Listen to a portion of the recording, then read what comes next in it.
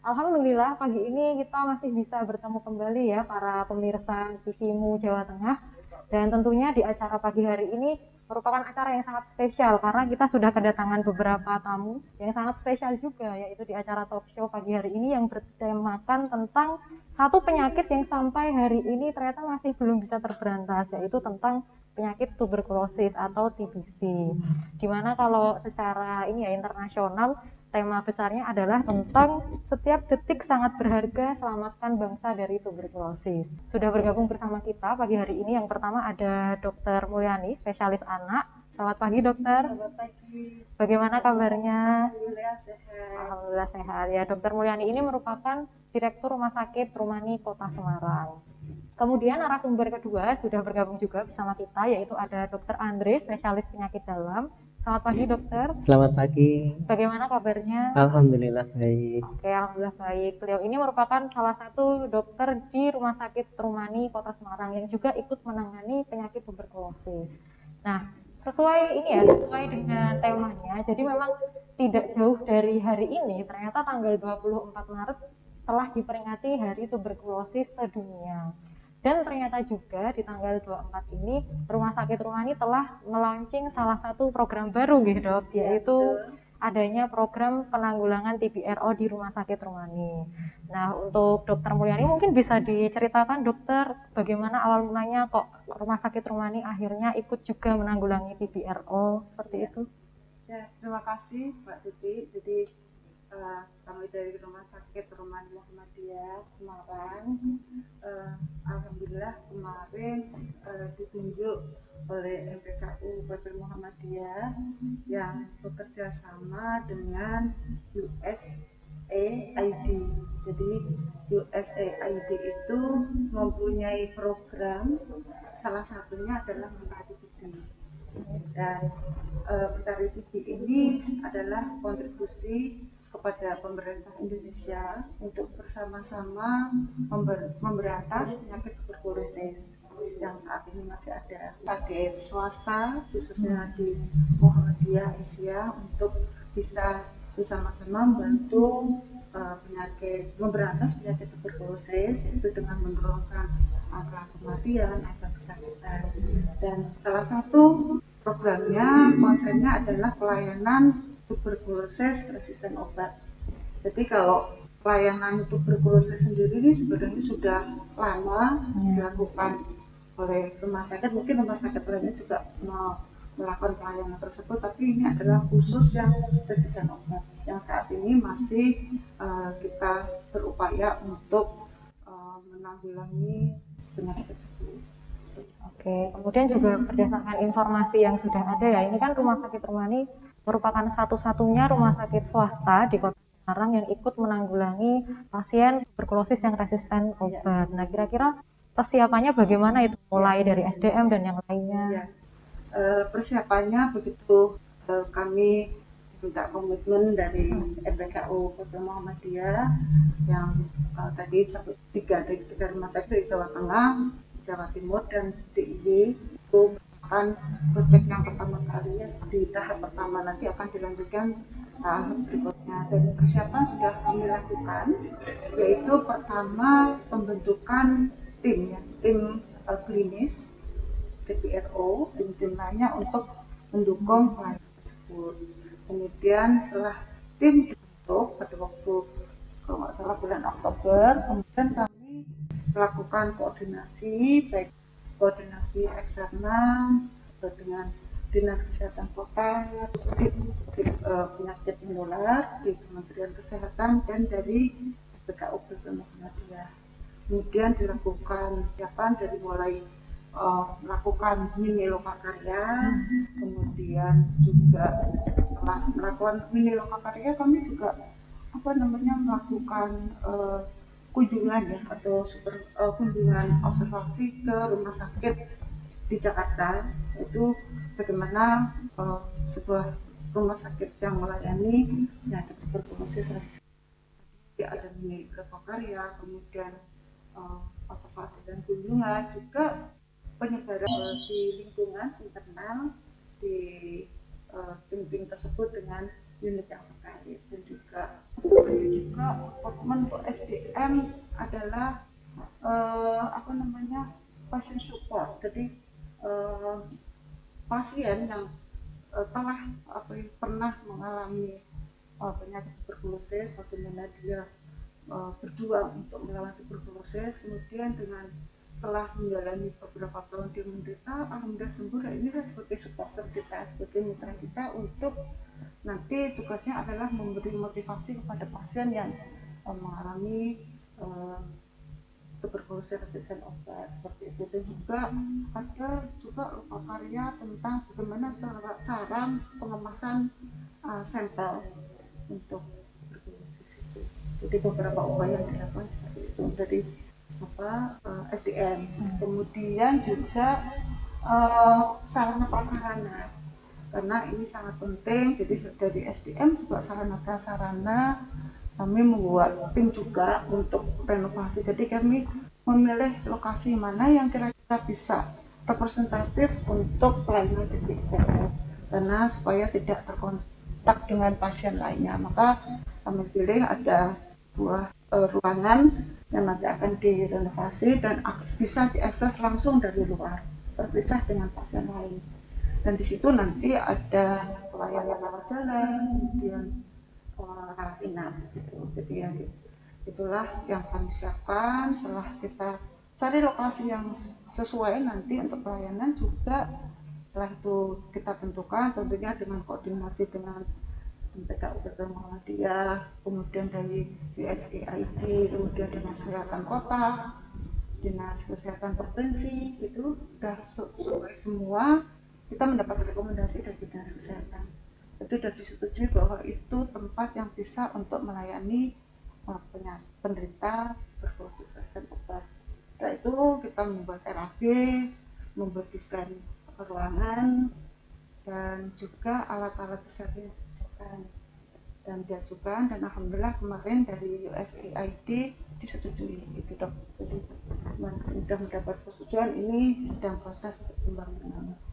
Namun demikian kemarin kami sudah mendapatkan pasien untuk tuberkulosis resisten obat, dan beberapa kegiatan lainnya selain tadi SDM, kemudian sarana prasarana, baik gedung, ruangan, dan akes, juga kita menyiapkan alur atau SOP bagaimana nanti kita menerima atau melayani pasien dari luar.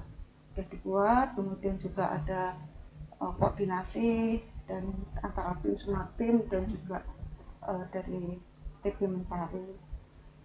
Mentari juga dengan unit yang terkait kita berkoordinasi membuat alur. Jadi nanti setelah itu disosialisasi kepada unsur yang terkait. Dan itu yang sudah disiapkan dari kami di rumah sakit, dan alhamdulillah pada tanggal 24 ya 24 itu kita launching untuk pelayanan RO di rumah sakit Rumani. Pada waktu itu pas kebetulan hari tuberkulosis internasional. Nah tadi temanya disampaikan bahwa setiap detik sampaikan untuk bangsa Indonesia. Ya. Seperti itu. Oke, jadi untuk menyelamatkan bangsa Indonesia dari tuberkulosis itu tetap harus ada persiapan yang matang ya, termasuk yang sudah dilakukan oleh Rumah Sakit Rumani gitu. Kemudian karena tadi kan Rumah Sakit Rumani udah mempersiapkan kayak hal yang mulai dari SDM, sarana prasarana, dan lain sebagainya. Nah berarti hingga hari ini sudah menerima pasien tuberkulosis yang resisten obat ya? Ya, sudah. Kemarin malah belum di launching, kami sudah berkoordinasi dengan Dinas Kesehatan Kota Provinsi. Kami sudah melayani ketika ada 2 pasien laki-laki kalau nggak salah tanggal 18 dan 23 Maret. Jadi sudah dilayani, dan sebelumnya tentu dianalisa ya, dianalisa kemudian untuk mendapatkan pelayanan tuberkulosis resisten obat. Jadi ini mulai dari asesmen penemuan secara dini, kemudian juga pengobatan secara dini, harapannya juga akan menurunkan atau memberantas penyakit tuberkulosis di Indonesia. Ya. Berarti memang ini sebagai salah satu bukti bahwa Muhammadiyah itu memang salah satu syiar dakwahnya ini ya melalui kesehatan ya. Salah satunya ditunjukkan oleh Rumah Sakit Rumani Kota Semarang ini. Baik, terima kasih Dokter Mulyani atas penjelasannya. Kemudian selanjutnya saya ingin bertanya ke Dokter Andre nih terkait penyakit tuberkulosis itu sendiri. Karena sejauh ini kan masyarakat hanya mengenal kalau orang kena tuberkulosis itu ya paling-paling batuk lama 2 minggu lebih, terus demamnya nggak jelas, nah kayak gitu-gitu. Kemudian pasti masyarakat akan bertanya, lalu apa bedanya dengan tuberkulosis RO gitu? Baik. Silahkan dijelaskan dokter. Terima kasih Mbak Tuti. Jadi terkait dengan tuberkulosis, itu kan suatu penyakit infeksi yang disebabkan oleh kuman Mycobacterium tuberculosis. Mungkin perlu diketahui juga bahwa tuberkulosis itu tidak semata menyerang organ paru-paru, karena bisa saja kita menemui pasien dengan infeksi tuberkulosis di luar organ dari paru-paru, yang kita sebut dengan tuberkulosis ekstrapulmonal. Namun memang secara umum untuk keluhan-keluhan yang datang kepada dokter, ke puskesmas atau rumah sakit, biasanya memang keluhan yang paling sering dirasakan adalah keluhan-keluhan pernafasan. Tadi sudah disebutkan ya beberapa gejala yang perlu kita waspadai untuk kecurigaan apakah pasien tersebut mengalami infeksi tuberkulosis. Kita harus waspada jika memang ada keluhan batuk-batuk yang lama tidak sembuh-sembuh, sekitar 2 minggu atau lebih, kemudian disertai dengan keringat malam, kemudian disertai dengan penurunan berat badan. Terlebih lagi jika memang kita mengetahui di sekitar lingkungan pasien tersebut ada keluarga atau orang terdekat yang juga terinfeksi tuberkulosis, maka itu semakin meningkatkan kewaspadaan kita dan pasien tersebut harus diperiksa untuk memastikan apakah pasien tersebut menderita tuberkulosis atau tidak. Kemudian apa bedanya tuberkulosis yang secara umum kita ketahui yang kita sebut dengan tuberkulosis sensitif obat dengan tuberkulosis resisten obat. Jadi kalau untuk tuberkulosis, jika memang pasiennya itu disebabkan oleh infeksi tuberkulosis dengan bakteri yang masih sensitif dengan pengobatan standar, maka pengobatan yang bisa diberikan adalah terapi yang selama ini bisa diberikan di puskesmas, di rumah sakit.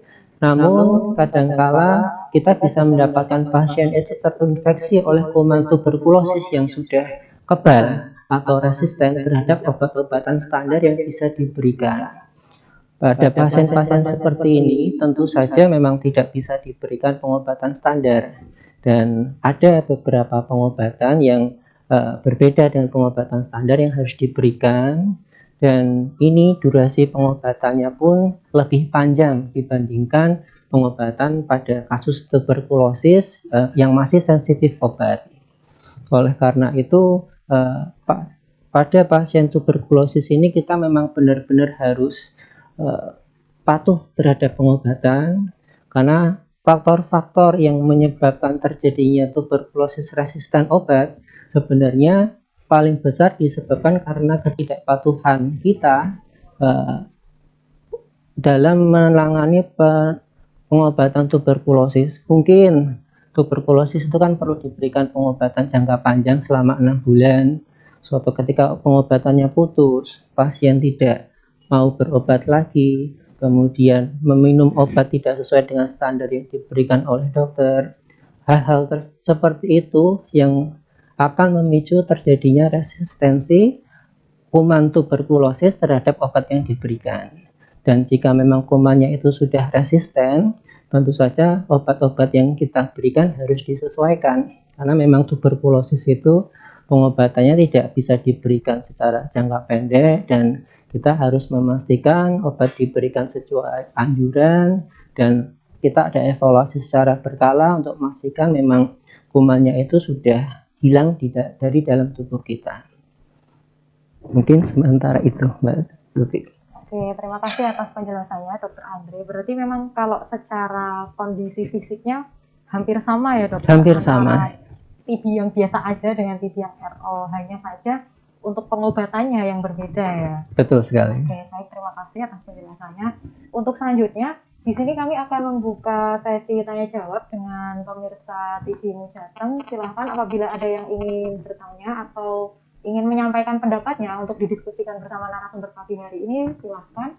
Dan sambil menunggu, kalau misalkan ada yang mengetik ini ya pertanyaan atau pendapat di kolom chat Zoom, di sini sudah ada beberapa pertanyaan yang masuk nih melalui ini ya, beberapa teman-teman yang sudah bertanya, yaitu terkait TBC yang sampai hari ini tuh belum bisa diberantas benar-benar sampai 100%. Nah, itu kira-kira gimana nih dokter? Mungkin dari dokter Mulyani dulu untuk menanggapi. Memang untuk memberantas tuberkulosis yang memang program dari pemerintah adalah eliminasi tuberkulosis di tahun 2030. Itu tidak bisa dari tenaga kesehatan atau pelayanan kesehatan saja, tetapi tentunya harus ada kolaborasi kerjasama antara tenaga kesehatan, fasilitas pemberi pelayanan, dan juga dinas yang terkait, dinas kesehatan, mungkin dengan dinas sosial maupun dengan keluarga. Justru ini yang sangat penting, dorongan atau motivasi dari keluarga, karena penderita tuberkulosis ini menerima obat atau harus minum obat itu bukan hanya seminggu 2 minggu, tapi dalam waktu yang cukup lama untuk asisten obat, mungkin bisa 9 bulan bahkan 1 tahun. Jadi dorongan keluarga sangat penting. Dan pada program TBRO ini kami juga tadi sudah saya sampaikan merekrut patient support, jadi seorang petugas yang dia akan memantau secara intens, tentunya bekerjasama dengan keluarga untuk bisa memberi motivasi terhadap pasien untuk minum obat teratur, karena ini mungkin harus minum obat terus menerus, kemudian ada rasa bosan dan sebagainya. Itulah motivasi itu yang mendorong sehingga ada kekuatan dari komitmen dan kekuatan dari pasien untuk bisa patuh terhadap apa yang disarankan, apa yang harus dikerjakan dan disarankan dan diedukasi dari tenaga kesehatan. Mungkin demikian Mbak Tuti. Oke, berarti memang butuh kolaborasi dari berbagai elemen masyarakat gitu dokter. Baik, terima kasih. Ini ada masalah satu lagi, mungkin kalau obat fasilitas pelayanan kesehatan diberikan ya dok ya secara gratis oleh pemerintah, tapi justru sebenarnya ada faktor lain yang sangat penting karena sebagian besar itu kan mengena pada masyarakat yang ekonomi yang kurang dan sebagainya, dia harus bekerja, harus meninggal pekerjaan, sehingga dampak dari ekonomi itu sangat mengganggu untuk bisa seorang pasien patuh minum obat.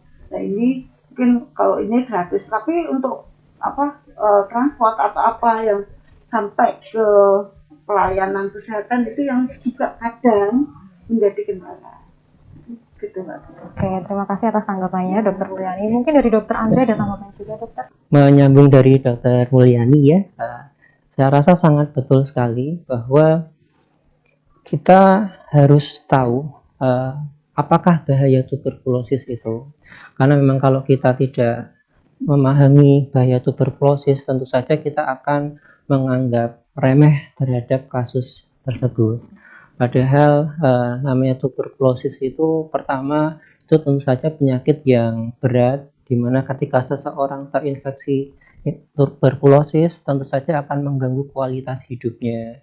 Ketika untuk bekerja dengan adanya keluhan itu pasti pekerjaan juga akan terganggu. Kemudian selain terhadap diri sendiri, pasien tersebut juga punya resiko untuk menularkan kepada keluarga dan orang terdekat.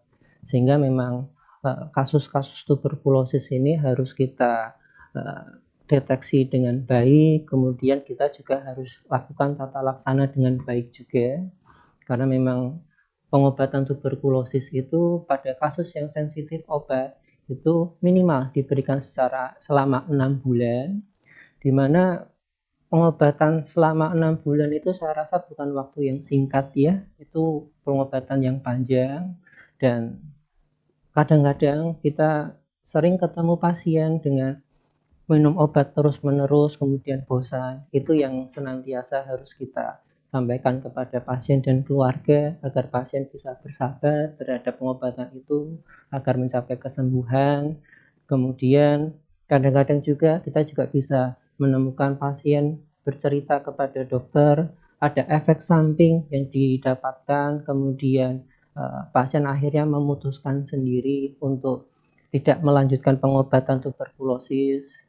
Hal-hal seperti itu juga merupakan salah satu hal yang harus kita sampaikan kepada pasien agar pengobatan itu tetap bisa dilanjutkan sampai selesai dengan efek samping yang minimal. Karena memang seperti yang saya sampaikan tadi, ketika pengobatan tuberkulosis itu tidak selesai, pasien putus obat, kemudian tidak mendapatkan terapi sampai akhir, hal-hal tersebut yang akan memicu resiko terjadinya resistensi terhadap kuman TBC, sehingga nanti ketika pasien kembali kepada pelayanan kesehatan, kembali kepada rumah sakit, kita periksa ulang, ternyata memang kumannya sudah berubah menjadi resisten terhadap pengobatan TBC yang standar, sehingga harus dimulai pengobatan yang baru dengan durasi pengobatan yang lebih panjang dan jumlah obat yang lebih banyak dibanding sebelumnya. Jadi saya rasa hal ini memang harus terus-menerus kita sampaikan agar masyarakat juga tahu, agar masyarakat juga sadar ketika memang ada seseorang yang kita curigai tuberkulosis, mungkin kita bisa menyarankan untuk segera memeriksa. Karena kalau memang satu orang di masyarakat, di lingkungan terdekat kita tidak diobati tuberkulosisnya, maka itu akan bisa menularkan kepada orang-orang di sekitarnya.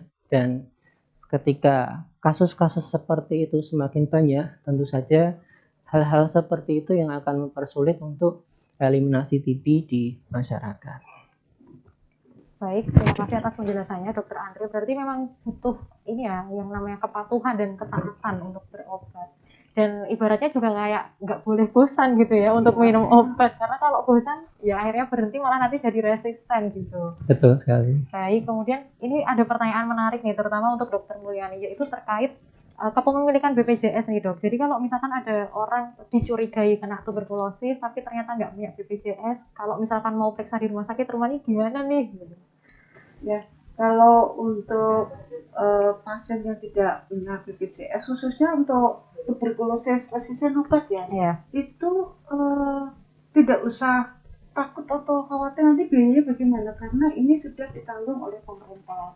Jadi tentunya dengan koordinasi dengan puskesmas, kemudian kontak dengan petugas di sana, kemudian bisa berkomunikasi dengan petugas kami, jadi nanti bisa dikirim ke rumah sakit kemana tanpa dipungut biaya, jadi gratis. Seperti saya sampaikan, justru malah yang menjadi kendala adalah mungkin apa ya, yang harus transportasi dan sebagainya itu. Tapi kalau untuk obatnya gratis semua. Jadi obat mungkin perlu apa ya, pemeriksaan penuhnya dan sebagainya tidak dipungut biaya.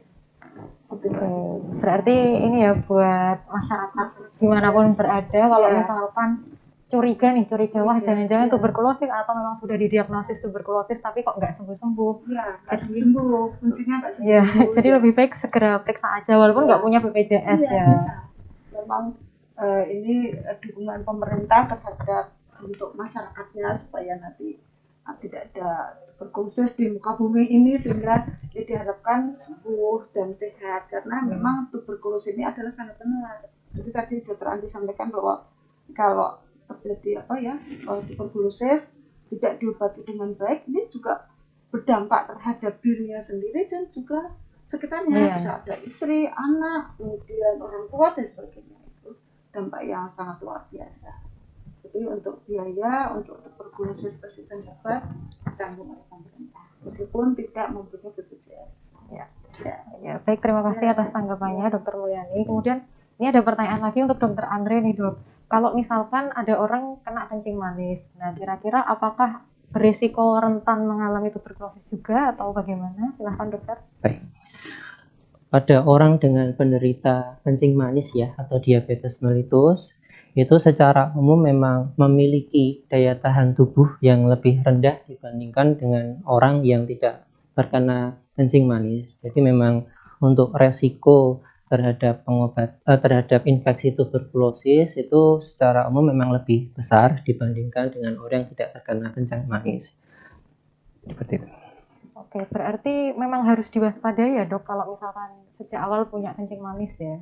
Betul sekali. Oke, kemudian ini ada pertanyaan lagi terkait gimana sih sikap yang harus ditanamkan pada diri masing-masing ya ketika misalkan saudara atau tetangga dicurigai mengalami tuberkulosis, yang harus dilakukan apa nih gitu kira-kira? Mungkin dari Dokter Mulyani dulu monggo. Yang dilakukan kalau curiga ya segera aja datang ke fasilitas kesehatan. Tentunya kalau untuk tuberkulosis gejalanya sangat khas sekali ya dok, tadi sudah disampaikan oleh Dokter Andre ya. Jadi ada batuk, ada yang nggak sembuh-sembuh, sesak nafas, dan anak-anak juga biasanya kalau anak-anak sih beda dengan dewasa. Anak-anak nafsu makan yang turun dan berat badannya sangat kurang, curiga seperti itu segera datang ke fasilitas kesehatan. Mungkin dari fasilitas kesehatan tingkat pertama dulu, mungkin di puskesmas atau di klinik dan sebagainya, itu akan nanti dideteksi dan ada beberapa pemeriksaan dilakukan. Kalau memang nanti didiagnosis tuberkulosis yang belum resisten itu juga obatnya ditanggung oleh pemerintah. Jadi sudah ada paket khusus untuk obat-obatan bagi penderita tuberkulosis dengan diagnosis tuberkulosis. Jadi untuk obatnya juga free itu, gratis gitu. Oke, terima kasih atas tanggapannya Dokter Mulyani. Mungkin dari Dokter Andre ada tanggapan juga? Saya rasa sama ya dengan Dokter Mulyani. Memang ketika kita mendapati diri kita atau keluarga orang terdekat kita kok mungkin batuk nggak sembuh-sembuh, sebaiknya sih memang segera dilakukan pemeriksaan. Sebenarnya untuk pemeriksaan awal tidak harus ke rumah sakit, cukup ke puskesmas pun juga bisa dikerjakan di klinik-klinik terdekat kita. Kadang-kadang ya mungkin saja bukan tuberkulosis, cuma infeksi biasa, bakteri biasa, diberikan pengobatan sembuh. Cuma kan memang kalau memang kita tidak lakukan pemeriksaan, kita tidak akan tahu bahwa infeksi yang dialami itu sebenarnya infeksi apa. Dan seandainya memang itu benar suatu infeksi tuberkulosis, saya rasa semakin cepat itu ditangani, tentu saja kita akan semakin cepat untuk mengharapkan kesembuhan dari gejala-gejala yang dirasakan, dan secara umum akan lebih aman juga terhadap diri sendiri dan orang terdekat. Ini saya bisa nambahin. Oh iya boleh. Jadi kalau ada satu keluarga, terutama untuk orang dewasa ya dok ya, dewasa ada tuberkulosis, sudah didiagnosis positif tuberkulosis, maka seluruh di rumahnya, orang-orang yang terdekat di lingkungannya harus di screening, dicek dari apakah terdampak. Dan untuk kalau sudah ada satu positif ya, untuk misalnya ada anak-anak di situ diberi terapi untuk pencegahan gitu. Jadi kemoprofilaksis namanya gitu. Jadi diberi profilaksis untuk jika di salah satu keluarganya orang dewasa kena tuberkulosis, maka itu harus di screening, dan untuk anak-anak ya diberi pencegahan profilaksis untuk terapi tuberkulosis. Ya. Baik, terima kasih atas tanggapannya Dokter Andre dan Dokter Mulyani. Jadi untuk ini ya pemirsa TV-mu yang saat ini sedang menyaksikan acara pagi hari ini, memang ketika kita curiga nih apakah tetangga kita atau saudara kita atau siapapun itu yang kita curigai mengalami tuberkulosis, maka kita nggak boleh hanya abai gitu, atau misalnya ya udahlah biarin aja ya gitu. Itu nggak bisa, karena kita perlu memberitahu gitu bahwa ya harus segera diperiksakan, harus segera dideteksi gitu apakah memang benar-benar mengalami tuberkulosis atau tidak, dan apakah satu keluarganya itu tertular atau tidak. Jadi seperti itu. Kemudian ini juga ada satu pertanyaan ini ya yang cukup unik, yaitu terkait pengobatan secara herbal. Ini mungkin untuk Dokter Andre ya. Kalau misalkan tuberkulosis diobati dengan pengobatan herbal itu bagaimana dokter? Baik, terkait tuberkulosis memang data-data ilmiah yang ada saat ini, bukti ilmiah secara medis memang masih menunjukkan ada obat-obat tertentu yang ini sudah disiapkan juga oleh pemerintah yang merupakan standar utama pengobatan tuberkulosis. Bagaimana dengan herbal? Saya rasa untuk pengobatan herbal itu bisa diberikan sebagai tambahan. Jadi kalau untuk menggantikan itu memang porsinya berbeda ya. Saya khawatir karena kita kan masih belum tahu apakah efektivitas obat-obat herbal tersebut apakah benar-benar mampu menyembuhkan tuberkulosis atau tidak. Karena memang tuberkulosis ini penyakit yang termasuk susah untuk disembuhkan, apalagi ketika kita memberikan pengobatan yang tidak sesuai dengan standar. Jadi saran saya kalau kita sudah terkena tuberkulosis, sudah ada keluarga yang terkena tuberkulosis, lebih baik segera diperiksakan dan diberikan obat-obatan sesuai dengan standar yang sudah ada. Jika memang mungkin mau ditambahkan dengan herbal, Tibun Nabawi, saya rasa itu tidak masalah selama memang obat-obatan TBC tetap dikonsumsi secara rutin sesuai anjuran. Berarti yang diprioritaskan tetap obat anti tuberkulosis sesuai medis ya, Dok? Iya. Baik, terima kasih atas penjelasannya. Di sini sudah ada satu pertanyaan juga yang masuk melalui kolom chat Zoom meeting, yaitu dari Bapak Sarwanto. Pertanyaannya, apabila pasien sudah menyelesaikan waktu pengobatan 6 bulan, kemudian hasil tes lab sputum sudah negatif, tetapi hasil fotoradiologi masih hasilnya menandakan kecurigaan adanya kuman TB, bagaimana sebaiknya yang dilakukan pasien dan mungkin kita yang ada di lingkungan fasilitas kesehatan? Mungkin ini lebih ke Dokter Andre ya, monggo Dokter. Baik, terima kasih Bapak Sarwanto ya pertanyaannya. Jadi setiap kali kita memberikan pengobatan TBC, tentu setelah selesai pengobatan kita akan melakukan evaluasi. Dan yang dievaluasi itu pertama tentu saja dari klinis, dari keluhan yang dirasakan pasien. Apakah masih ada batu, kemudian apakah berat badan mengalami peningkatan setelah selesai pengobatan, kemudian apakah secara umum kondisi klinis lebih baik setelah selesai pengobatan, karena itu merupakan kriteria utama terhadap pengobatan tuberkulosis dikatakan berhasil atau tidak. Kemudian yang kedua, kita juga harus memastikan seandainya memang di awal kita temukan kuman TBC-nya positif pada awal pengobatan, tentu kita mengharapkan pada akhir pengobatan kuman TBC-nya itu negatif. Kemudian yang ketiga, kita juga bisa melihat pemeriksaan penunjang seperti radiologi, ronsen paru-paru.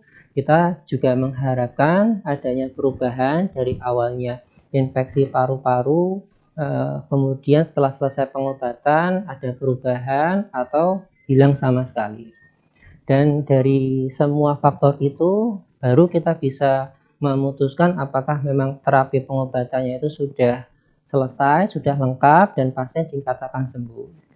Kadang-kadang ada beberapa kasus di mana terjadi perbaikan klinis, sudah tidak didapatkan keluhan, kemudian kuman TBC juga sudah dikatakan negatif, tidak ditemukan, namun memang gambaran ronsen masih tetap ada infeksi paru-paru tuberkulosis. Nah, untuk hal-hal seperti ini tentu sebaiknya konsultasi dengan dokter yang merawat merupakan suatu kewajiban, karena dari pemeriksaan itu baru bisa kita putuskan apakah memang perlu dilakukan pemeriksaan dahak ulang dengan pemeriksaan seperti tes cepat Mycobacterium, yang mana itu lebih sensitif untuk mendeteksi apakah masih ada sisa-sisa kuman TBC-nya, ataukah ronsennya itu merupakan tanda-tanda infeksi bekas TB yang mana itu tidak masalah dan tidak menyebabkan penularan lebih lanjut. Oke, terima kasih atas penjelasannya Dokter Andre. Semoga menjawab ya Pak Sarwanto atas pertanyaannya tadi. Kemudian ini juga ada pertanyaan, ini lebih ke Dokter Mulyani nih karena terkait kebijakan Rumah Sakit Rumani. Kalau selama ini upaya dari Rumah Sakit Rumani sendiri untuk mensosialisasikan tentang tuberkulosis sejauh apa ya Dok? Monggo. Untuk sosialisasi penanganan tuberkulosis, kami sosialisasi secara intern tentunya dipahamkan seluruh unit terkait pelayanan. Juga kami mengadakan sosialisasi kepada pasien dan keluarga melalui lipat, mungkin melalui sekarang kan yang banyak melalui media sosial Ya. ya mungkin bisa melalui itu, dan salah satunya talk show ini supaya juga masyarakat tahu bagaimana tuberkulosis, bagaimana penanganan dan apa yang dilakukan oleh pasien dan keluarganya dan masyarakat secara luas jika terjadi tuberkulosis. Jadi ada beberapa media yang kita gunakan untuk sosialisasi tuberkulosis pada masyarakat. Oke, jadi memang ya sepak terjang Rumah Sakit Rumani sejauh ini memang sudah sangat besar ya, termasuk untuk sosialisasi tuberkulosis itu sendiri. Baik, terima kasih atas penjelasannya Dokter Mulyani. Kemudian ini juga ada satu pertanyaan lagi nih untuk Dokter Andre. Kira-kira kalau misalkan orang itu sudah mengalami tuberkulosis, pasti kan bakalan ini ya kayak sering pengen batuk. Nah, sebaiknya batuknya itu harus gimana nih? Karena kan bagaimana kita tahu ya kalau sputum dari penderita tuberkulosis itu sangat menular. Nah, kira-kira bagaimana dokter?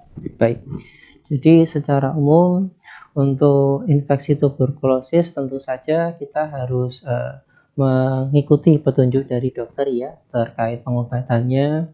Jika memang seandainya setelah selesai pengobatan dan dikatakan sembuh, saya rasa itu sudah paling tidak meminimalkan resiko terjadinya penularan terhadap keluarga dan orang terdekat. Kadang-kadang memang pada pasien dengan TBC setelah selesai pengobatan beberapa waktu setelahnya bisa saja muncul batuk-batuk lagi atau muncul sesak nafas, dan ketika kita menjumpai hal-hal tersebut tetap sebaiknya kita periksa lagi kepada dokter yang merawat sebelumnya, kita konsultasi apakah memang infeksi tuberkulosisnya mungkin muncul lagi ataukah itu merupakan gejala sisa dari infeksi tuberkulosis yang lama. Jadi memang sudah tidak ada infeksi lagi terhadap kuman TBC, namun bisa saja karena sudah ada kerusakan paru-paru akibat infeksi TBC-nya sehingga memang gejala batuk-batuknya masih muncul.